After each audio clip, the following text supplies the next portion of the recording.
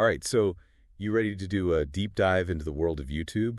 Always. Specifically, how to avoid some of the biggest mistakes that new creators are making. Yeah, I think this is a great topic because I see these mistakes all the time. Today, we are looking at a Spanish language video. Ooh, interesting. It's called 7 grandes errores que los canales pequeños siguen cometiendo en YouTube. Okay. Now, you don't need to speak Spanish to benefit from this deep dive because we are extracting the juicy bits. Yeah, those universal truths. Those universal truths about what not to do if you want to grow your channel in 2024. It's like a cheat sheet. Think of this as your cheat sheet to YouTube success. I love it. So let's start with a mistake that I think a lot of us, maybe even myself, have been guilty of at some point. Okay, I'm intrigued. Tell me more. Weak intros. Ooh. The source points out that 50 to 70% of viewers might click away before even hitting that 30-second mark. Oh, wow, that's a big number. So why do you think that is? Well, I think about my own YouTube habits, and I'm scrolling through just a sea of content, right? It's endless. Everyone is vying for my attention.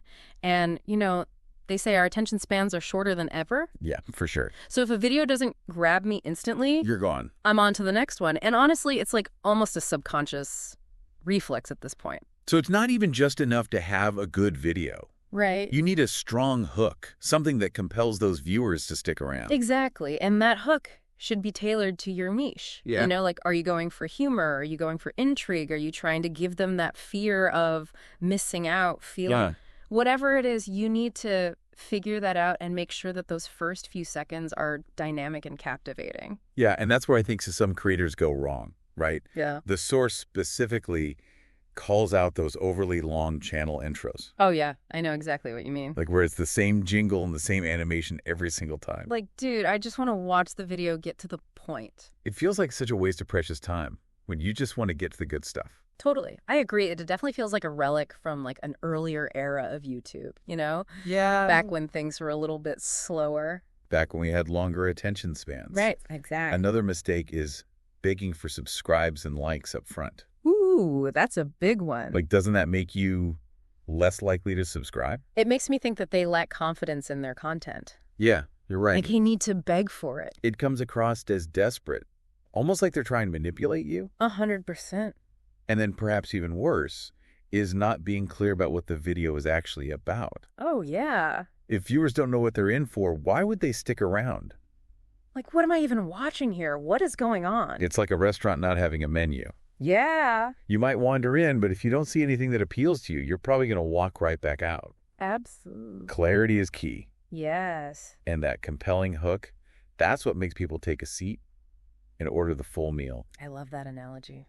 Okay, so mistake number 1, weak intros. But here's something even more interesting. Okay, hit me.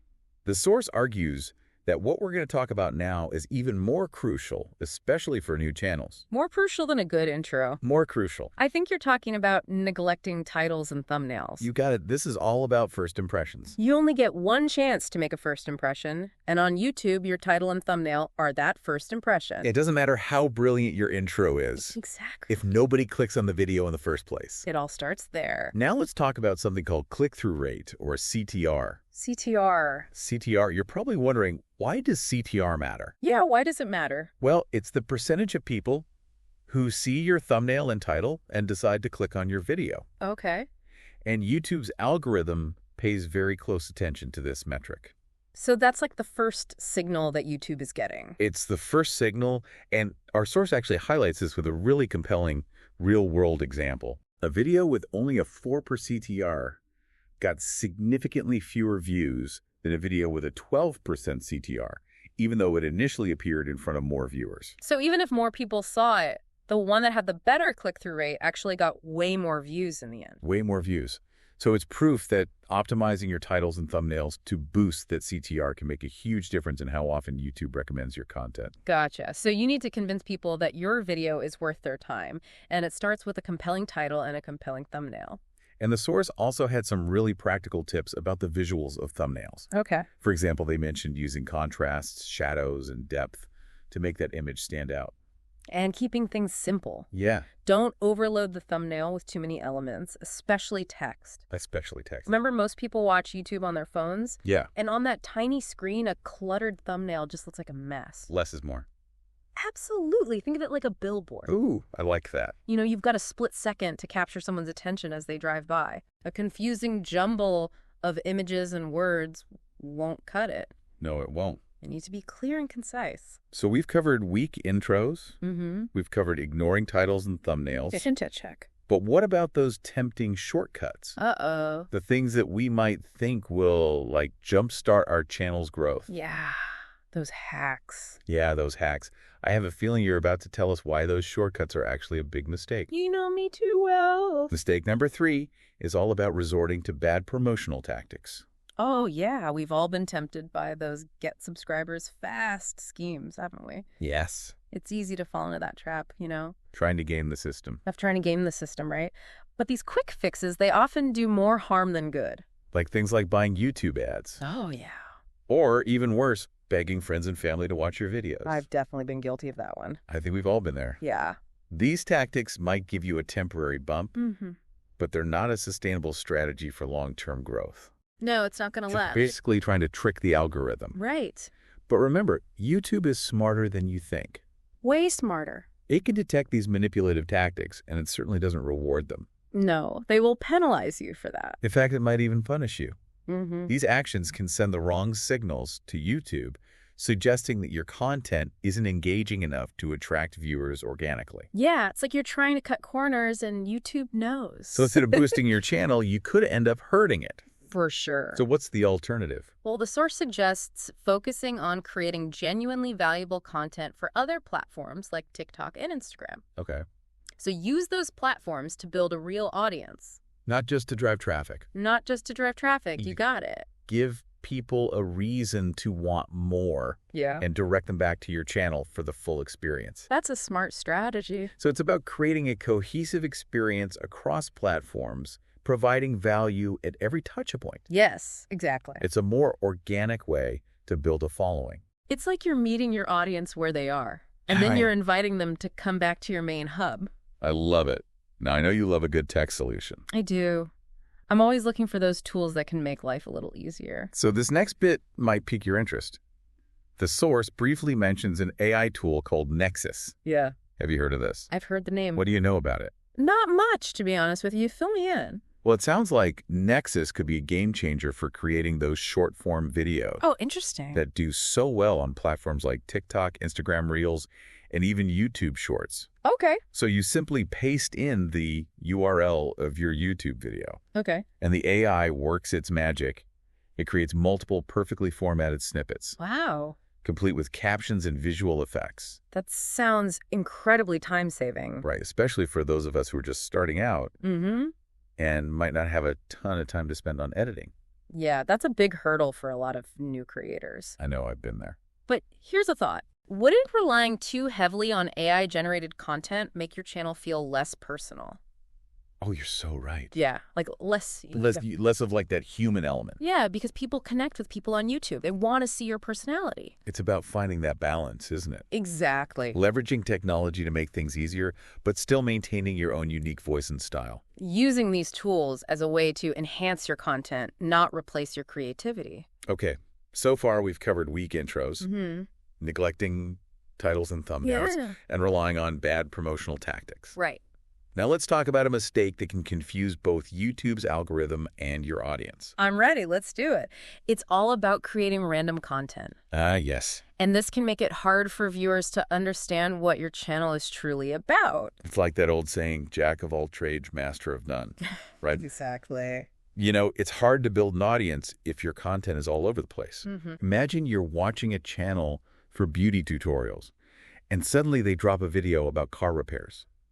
Yeah. Well, It's jarring. It's confusing. totally. And it's not just about confusing your viewers. Right. Sticking to a niche, especially early on, helps YouTube's algorithm understand who to recommend your content to. It's a good point. It learns from your watch time, Mm-hmm. the other videos viewers watch alongside yours, and a ton of other data points. Yeah, like what are people actually watching? So when your content is random, it sends mixed signals to the algorithm. It's like you're speaking a different language. You are. YouTube's like, I don't know what you're trying to say here. It makes it less likely to recommend your videos to the right people. So niching down is really important, especially when you're first starting out. It is. So instead of trying to appeal to everyone, Right. it's better to focus on a specific audience and become known for something particular. Yeah. Become the go-to person for that one thing. And then once you've established yourself, you have more flexibility to experiment. Exactly. The source recommends that your first 20 to 40 videos should stick pretty closely to your chosen theme. Wow, 20 to 40. It's about building a strong foundation, Yeah. proving to both YouTube and your audience that you're an authority in that niche. It's like building a house. Oh, I like this analogy. You need a solid foundation before you can start adding on rooms and fancy features. I love it. Okay, so we've covered the importance of consistency and niching down. Mm-hmm. But what about those moments when you feel tempted to, skip the whole building process altogether? You're talking about the allure of buying an existing channel. Yes. That brings us to mistake number 5. Buying a YouTube channel. That's right. This has always seemed a bit risky to me. Yeah. Like there must be a catch. Well, the catch is that buying a channel doesn't give you the knowledge or the skills needed to actually run a successful YouTube channel. You're just buying the subscribers, basically. You're just buying a bunch of numbers. Yeah. It's like buying a fancy sports car without knowing how to drive. Oh, that's a good one. Sure, you might look cool behind the wheel, but you'll probably crash and burn pretty quickly. And that's what happens to a lot of people who buy channels. I've seen it firsthand. So you could end up with a channel with a bunch of subscribers, but no idea how to create content that keeps them engaged or attract new viewers. It's a recipe for disaster. And you could end up wasting a lot of money in the process. Yeah, you're better off investing that money in yourself. In learning the skills. Learning the skills. Right? Now, there might be a few rare scenarios where building a channel makes sense. Okay. For example, imagine you find a channel that's already well established in your niche Okay. with high-quality content and decent traffic. So you're essentially inheriting a successful framework. But that sounds like a needle in a haystack. It is. So in most cases, Yeah, it's better to build your channel organically. I agree. It takes more time and effort, but you'll learn so much more about YouTube, your audience, and your own creative process along the way. You'll build something that you're truly proud of. So the key takeaway here is that there's no quick fix to YouTube success. Patience, persistence, and a willingness to learn. I love that. Those are the keys to success on YouTube. And speaking of dedication and consistency, Yeah. what happens when you put in all this effort and still don't see the results you were hoping for? That feeling of discouragement is so real. It's the worst. Especially when you see other creators seemingly taking off overnight. It's like, what am I doing wrong? Why not me? It's so easy to get caught up in comparison. It is. And it's natural to feel that way. Yeah. And that's why mistake number 6 is giving up too soon. Oh, giving up. We've all been there, right? Mm. You pour your heart and soul into creating great content, but the views and subscribers just aren't coming. It can be so discouraging. But remember, building a YouTube audience takes time. It does. It takes consistency. It takes testing different ideas and finding what resonates with your audience. And it takes letting the algorithm do its thing. The source actually gave a specific time frame. Okay. Commit to at least 30 to 40 videos before you even think about judging whether a niche is viable. 30 to 40, that's a lot of videos. It is, but think of it this way. Okay. You're investing time and energy into seeing if your chosen niche has the potential to grow. That's a good way to look at it. And while you're creating those videos, take the time to honestly assess your content. Yeah.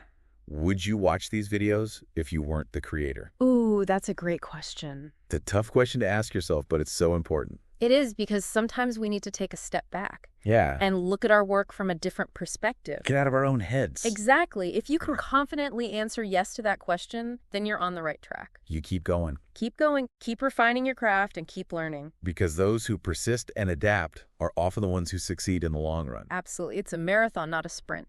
And that brings us to mistake number 7, which is all about working smarter, not just harder. Okay, I like that. It's about not doing your homework. Ooh, research. It's about jumping into content creation without properly researching your idea. So many people skip that step. I know, and it's so easy to get excited about our own ideas and forget to look at what's already out there. But competitor analysis, keyword research, and understanding what's already working on YouTube Yeah, are crucial steps in the content creation process. they really are. So let's say you want to make a video about the best budget-friendly microphones for YouTubers. Okay. Before you hit record, spend some time on YouTube. Mm-hmm. Search for similar videos and see how many views they're getting. To see what's already popular. Pay attention to their titles and thumbnails. How are they structured? What are they talking about? What seems to be working for them. Exactly. There's a wealth of information out there just waiting to be tapped into. It's like a gold mine. Learn from what others are doing well and adapt those successful ideas with your own unique spin. You don't have to reinvent the wheel. It's about being a student of YouTube.